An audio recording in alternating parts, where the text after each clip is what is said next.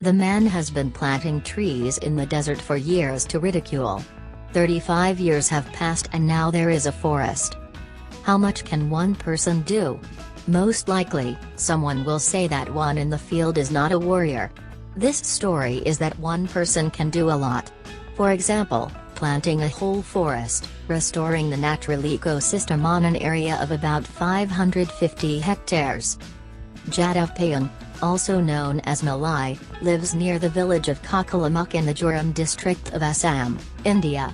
We have already said that 550 hectares of forest was grown by a resident of India in 30 years, but the story of this man never ceases to amaze.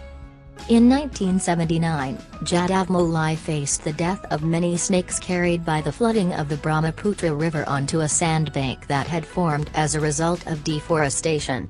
The snakes that did not die from the flood died of heat and hunger in a desolate place where fate had thrown them. The 16-year-old boy was shocked by what he saw. He approached the state forestry department with a request to plant trees on the shallows. The Great Drought of 1979 turned many regions of India into a dry desert. Many residents simply resigned themselves to fate and took it for granted, but not Jadav Payan. Then, as a 16-year-old boy, he decided to go against the desert and planted the first stalk of bamboo in the middle of arid area. Meanwhile, the dried-up area became visible even from a satellite. The sand was growing very quickly, and I risked covering more and more territory every year.